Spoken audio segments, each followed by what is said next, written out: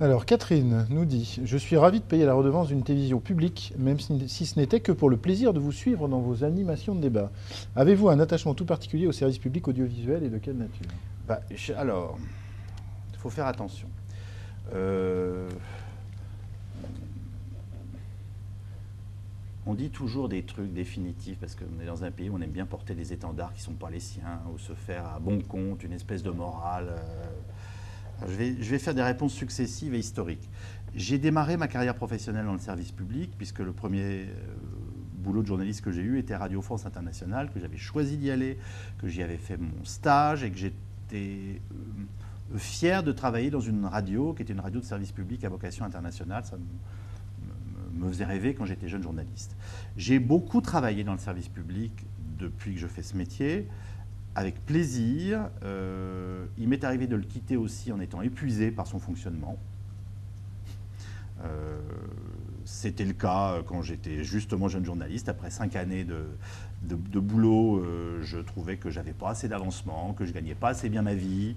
Je trouvais choquant que ce fût des commissions paritaires qui décident de mes augmentations de salaire, c'est-à-dire en gros ceux que j'aurais pu croire comme étant entre guillemets mes pairs, P-A-I-R-E-S, qui se réunissaient pour discuter avec mes patrons pour savoir qui on allait augmenter. Moi, j'estime que je dois être sanctionné sur mon travail à moi et qu'en gros, il n'y a que mon patron qui peut décider de le faire et pas les gens qui travaillent avec moi tous les jours. Enfin, voilà. Donc, j'ai su quitter le service à des moments où ça me fatiguait et où je voulais gagner ma vie mieux. Et il y a quand même un moment, moi, quand j'étais journaliste à Radio France, où je me suis rendu compte que si je voulais gagner 2000 balles à l'époque, voilà, de plus par mois, il fallait que j'arrête de faire mon métier de journaliste pour remplir des tableaux de service en devenant rédacteur en chef. Ça ne me semblait pas très sain. Donc, j'aime le service public, j'y suis dans un confort extraordinaire aujourd'hui, ce d'autant plus que j'ai la chance d'y gagner ma vie très correctement. Je ne vais pas vous dire que c'est un concours de circonstances, mais il se trouve qu'au moment où je vous parle, je travaille pour France 5 en présentant C'est dans l'air, pour France 2 en présentant Mots croisés, et que je travaille sur une radio de service public qui s'appelle France Inter. C'est quand même un peu un concours de circonstances, parce que j'ai travaillé dans le privé, j'ai été heureux, libre, épanoui et très satisfait dans le privé, qu'il y a des contraintes. Honnêtement, dans les deux cas, je ne dis pas ça pour essayer d'avoir une parole mesurée, et que je trouve que la modernisation, quand je suis revenu à France Télévisions et que j'ai vu la façon dont ce groupe avait évolué, les équipes techniques avec lesquelles je travaillais, les délais de réponse qui m'étaient apportés quand je posais des questions, faisaient que je ne voyais pas une immense différence avec le privé. Donc je me sens très heureux dans ces maisons de services publics qui sont ma famille initiale de travail.